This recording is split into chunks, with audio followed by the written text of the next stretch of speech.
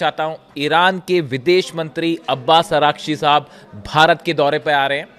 किसी ने मुझसे पूछा कि इनकी इस विजिट को आप कैसे देखते हैं, तो मैंने अपने थंब में लिख दिया है, ईरान का शेर भारत आ रहा है। और एक बात मैं और जोड़ना चाहूंगा, ईरान का शेर अमेरिका को हराकर भारत आ रहा है, ऐसा भी कुछ लोग कह रहे हैं। देखिए, हालांकि वो ब्रिक्स समिट में भाग लेने भारत आ रहे हैं। गौर करने वाली बात यह है कि अब्बास अराक्ची साहब तो भारत आएंगे ही, साथ में रूस के विदेश मंत्री लावरोव भी इस दौरान भारत में मौजूद रहेंगे। यानी दो विदेश मंत्री, एक ईरान के विदेश मंत्री और दूसरे रूस के विदेश मंत्री, इन दोनों की भारत में मौजूदगी, इनका भारत आना इन हालात में जंग के बीच बेहद अहम हो जाता है। देखिए कैसे अहम हो जाता है। एक तो हॉर्मूज बंद है, अमेरिका की फोर्सेस खड़ी हुई हैं, ईरान की फोर्सेस हैं, हॉर्मूज ब्लॉक है। पूरी दुनिया में तेल को लेकर बड़ा संकट जो है वो मंडराता दिखाई दे रहा है। तेल सप्लाई बाधित हो रही है। ऐसे में ईरान की तरफ से लगातार ये आश्वासन भारत को दिया गया है कि हमारी पूरी कोशिश है कि भारत को सप्लाई होने वाला ऑयल किसी भी रूप में ना रुके। बताया यह जा रहा है कि ये ब्रिक्स समिट में तो चर्चा होगी, लेकिन इसके अलावा भारत की ईरान और रूस के विदेश मंत्री के साथ इस मुद्दे पर बड़ी चर्चा हो सकती है कि इन हालात में कैसे ऑयल, एलएनजी की, गैस की सप्लाई जारी रखी जाए बिना किसी बाधा के। इस समय ईरान की जो सबसे बड़ी ज़रूरत है वो जो ऑयल उसके पास जमा हो रहा है। लगातार हमने इस बारे में बात की। खार्ग आइलैंड के पास आपने देखा बड़ी मात्रा में ऑयल फैला हुआ है समंदर में, उसको लेकर मैंने वीडियो किया। अब देखिए, इस समय ईरान की सबसे बड़ी ज़रूरत है कि जो ऑयल वहाँ प्रोड्यूस हो रहा है उसका ज़्यादा से ज़्यादा ऑयल जो है वो एक्सपोर्ट किया जाए, और भारत एक बड़ा खरीदार साबित हो सकता है। लेकिन बीच में बाधा बनी हुई है अमेरिका का ब्लॉकेट, जो अमेरिका ने हॉर्मूज में कर रखा है। इस ब्लॉकेट के पहले ये जो ब्लॉकेट शुरू हुआ, इसके पहले ईरान की तरफ से भारत में जहां लगातार जहाज़ों की सप्लाई हो रही थी, जितने भारत के जहाज थे वो सब निकलते जा रहे थे लगातार, और भारत में जो है ऑयल और एलएनजी गैस की सप्लाई आसानी से हो रही थी। लेकिन अब इस ब्लॉकेट के बाद इस सप्लाई में बड़ी बाधा आई हुई है। पूरे देश में, भारत में इस समय चर्चा है कि आने वाले वक्त में क्या तेल का संकट आने वाला है, क्या गैस का संकट आने वाला है। ऐसे समय में भारत और ईरान की दोस्ती इस संकट से निपटने में बेहद अहम साबित हो सकती है। और अब्बास अराक्ची साहब, विदेश मंत्री ईरान का, उनका भारत दौरा इस दिशा में भारत के लिए और ईरान दोनों के लिए बड़ा एक फायदेमंद सौदा साबित हो सकता है। बताया यह भी जा रहा है कि रूस, ईरान और भारत के विदेश मंत्री के साथ बैठक में पूरे वेस्ट एशिया में ये जो जंगी हालात हैं, इसको लेकर एक बड़ी रणनीति भी तैयार हो सकती है कि कैसे न सिर्फ ऑयल को लेकर बल्कि दूसरे भी कई सामानों को लेकर कि कैसे यहाँ पे जो है वो तीनों देश एक अपना कॉमन रुख सामने रख सकते हैं। इसको लेकर कई सारी चीज़ें ऐसी होती हैं जो समझौते होते हैं लेकिन उन्हें सार्वजनिक नहीं किया जाता, वो कुछ समय बाद बाहर आते हैं, तो इस पर एक अहम मुद्दा होगा। लेकिन अभी जो हालात हैं उसमें रूस से तेल खरीदना और ईरान से तेल खरीदना, ये भारत के लिए एक बड़ा मुद्दा है, जिसको लेकर एक कॉमन प्रोग्राम तैयार हो सकता है। चाबार पोर्ट को लेकर ईरान की तरफ से लगातार ये बयान आए हैं कि ये कोशिश हो रही है ईरान और भारत के बीच कि बिना किसी तीसरे पक्ष के इंटरफेरेंस के भारत और ईरान के बीच चाबार पोर्ट से व्यापारिक संबंध मजबूत हों। ये एक अहम बात है। देखिए, आप अगर देखें पिछले 1-1.5 साल की बात करें आप, तो भारत और ईरान के संबंध बड़े तेजी से बेहतर हुए हैं। खास तौर पर ईरान पर जब से हमला हुआ उसके बाद से आप देखें, 12 दिन की जो जंग हुई उसके बाद एससीओ की समिट में भारत ने ईरान का साथ दिया है, इजराइल की आलोचना की। उसके बाद यूनाइटेड नेशंस में ईरान के खिलाफ एक प्रस्ताव लाया गया था, भारत ने उसका भी विरोध किया है। ईरान के साथ भारत का ऑयल बिजनेस रुक गया था, लेकिन अब वो फिर से शुरू हुआ है और उम्मीद है कि ये ब्लॉकेड हटने के बाद ये और बेहतर होगा। तो इसको लेकर ये तमाम जो है समझौते हो सकते हैं। भारत और ईरान के बीच एक अच्छा अंडरस्टैंडिंग डेवलप हुई है पिछले कुछ महीनों के अंदर, और ऐसा कई एक्सपर्ट्स ये उम्मीद जता रहे हैं कि ये भारत और ईरान के बीच एक नई एरा का जो है संबंध तो बहुत पहले से रहे हैं, लेकिन अब ये एक नए स्थायित्व की तरफ आगे बढ़ रहे हैं, एक नई समझ के साथ एक दोस्ती की तरफ तेजी से कदम आगे बढ़े हैं।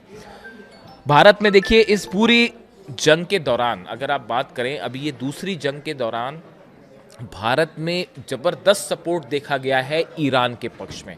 कई लोग मुझसे ये बात कहते हैं, कई कमेंट्स आते हैं मेरे वीडियो में कि भारत से जब वीडियो बन रहे, जब जंग शुरू हुई उस दौरान भारत में एक इस तरह का माहौल था कि बहुत सारे लोग जो हैं वो इजराइल के पक्ष में थे, या कई वीडियोस इस तरह के बनते थे जो इजराइल के फेवर में थे। लेकिन आपकी सीरीज सबसे पहली उन सीरीज में से है जिसने ईरान के सही पक्ष को सामने रखा, और आपके वीडियोस के चलते बड़े सारे लोगों ने ईरान पर वीडियो बनाने शुरू किए, और आज देखिए भारत की एक बड़ी संख्या जो है लोगों की, और मीडिया में भी जो है वो ईरान को ज़्यादा स्थान मिलना शुरू हो गया है, ऐसा कई लोग कहते हैं। मैं इस बारे में कुछ कहना नहीं चाहूँगा। मैंने हमेशा वही कोशिश की कि जो सही पक्ष होता है उसको बिना डर के बेबाकी के साथ सामने रखा जाए, मेरी हमेशा कोशिश यही होती है। तो देखिए, एक तो ये विजिट की बात हुई, अब्बास अरागची साहब और लावरोव दोनों की भारत आना जो है ये बेहद अहम होगा।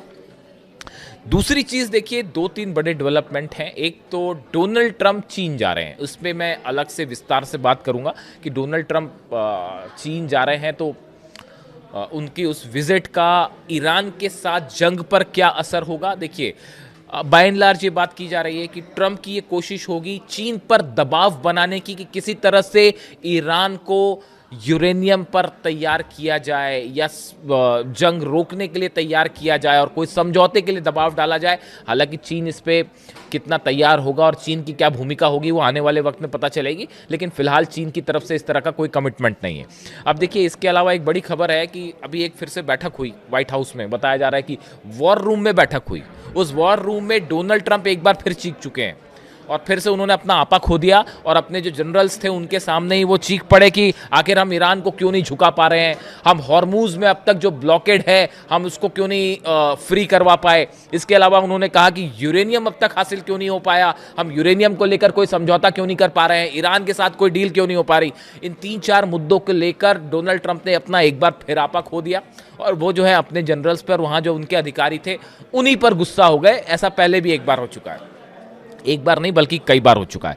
तो अब देखिए, ये हालात ये हैं कि हॉर्मूज ब्लॉक है, ईरान ने साफ कर दिया यूरेनियम हम नहीं दे रहे, परमाणु प्रोग्राम पर कोई बात नहीं कर रहे, आपको जो करना है वो कर लीजिए, ये हमारा अधिकार है, हम जारी रखेंगे। ईरान की जनता ने साफ कर दिया है, अमेरिका के सामने से झुकने की जरूरत नहीं है। और अब जो ये बातचीत वाली बात पूरी तरह से फेल हो गई है, तो माना यह जा रहा है कि जैसे ही डोनाल्ड ट्रंप का चीन दौरा खत्म होगा, अगर इस दौरे में किसी तरह का कोई समझौता नहीं हो पाया ईरान को लेकर, तो ईरान पर स्ट्राइक होना तय है।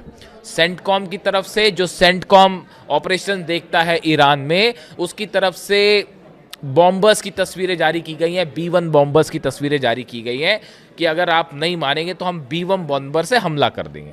अब ये बड़ी हैरान करने वाली बात है, आपने 40 दिन तक ईरान पर हमले किए, B-2 बॉम्बर से हमले किए, B-1 बॉम्बर से हमले किए, टॉम हॉक मिसाइल्स बरसा दी, F-35 जेट से हमले कर लिए, F-16 से हमले कर लिए, F-18 से हमले कर लिए, ना जाने कितने तो क्लस्टर बॉम्ब्स लगा दिए गए ईरान के ऊपर, कितने बड़े बड़े जो है 1-1 हज़ार 2-2 हज़ार किलो के बम गिरा दिए गए। ये सब करने के बाद भी क्या हो पाया? क्या कोई उद्देश्य अमेरिका का पूरा हो पाया? सत्ता परिवर्तन नहीं हो पाया, यूरेनियम हासिल नहीं हो पाया, न्यूक्लियर मुद्दे पर आप ईरान को नहीं झुका पाए, हॉर्मूज आप नहीं खुलवा पाए, जहाज आप नहीं निकलवा पा रहे हैं। तो ऐसे हालात में जो अमेरिका का मिशन था वो पूरी तरह फेल हो गया। ऐसे में सेंटकॉम का B-1 बॉम्बर की तस्वीर दिखा के ये कहना कि हम रेडी हैं, लॉक्ड है, इस बात का क्या मतलब निकाला जाए? ईरान भी तैयार है इसके लिए, ईरान की सेना ने भी ऐलान कर दिया है, ईरान में बड़ी जंग की तैयारी चल रही है। ईरान ये मान के चल रहा है कि बातचीत फेल है और अब फिर से हमला होना तय है। अब ये हमला अमेरिका करता है या इजराइल करता है, इसका इंतजार है। यूएई की तरफ से भी खबरें हैं इस तरह की, एक पुरानी खबर भी आई है कि अप्रैल में जो एक ऑयल रिफाइनरी पर हमला हुआ था ईरान में, वो यूएई ने किया था, लेकिन वो बड़ा मुद्दा नहीं है ईरान के लिए, उसको हैंडल करना कोई बड़ा मुद्दा नहीं है। अब इजराइल की तरफ से और अमेरिका की तरफ से अगर हमले होते हैं तो उसकी ज़बरदस्त तैयारी हो रखी है, चाहे वो हॉर्मूज हो, चाहे तेहरान हो, या ईरान के अलग अलग जो न्यूक्लियर स्टेशंस हैं जो कि पहले जिन पर हमला हुआ है, इन सब के आसपास डिफेंस सिस्टम्स लगे हुए हैं। ईरान ने अपनी reserve missiles, reserve launch pads जो है वो तैयार कर लिए हैं एक बार फिर, और ईरान की तरफ से स्टैंड साफ है। और इस बार बताया जा रहा है कि जो नए सुप्रीम लीडर है मुश्तबा खामेनी, अब इन्होंने इनकी हालत अब पहले से कहीं बेहतर बताई जा रही है। इनके ऊपर अटैक जो हुआ था उसमें बताया जाता है, इस तरह की खबरें थी कि वो घायल है, लेकिन अब बताया जा रहा है कि उनका स्वास्थ्य तेज़ी से ठीक हो रहा है और अब उन्होंने आर्मी के, ईरान के आईआरजीसी के जो ऑपरेशंस हैं उनको अपने हाथ में ले लिया है। आईआरजीसी चीफ, मैं बार बार इस बात को कह रहा हूँ, अहमद वाहिदी साहब एक ध्रुव है वहाँ के, मुस्तबा खामेनेई दूसरे ध्रुव हैं और तीसरे हैं अब्बास अराक्ची। ये तीनों के बीच बेहतरीन कोऑर्डिनेशन है और इन्हीं के तीनों के सलाह मशवरे से ईरान अपने अलग स्टैंड तय कर रहा है। अब देखिए, अब्बास अराक्ची साहब से चूंकि मैंने शुरुआत किया था, इस आपको लेकर एक पोस्ट किया है। उन्होंने लिखा है, बातचीत की मेज पर 20 साल, म्यूनिक 2006 से तेहरान 2026 तक। डॉक्टर अब्बास अराक्ची बातचीत का चलता फिरता विश्वकोश है।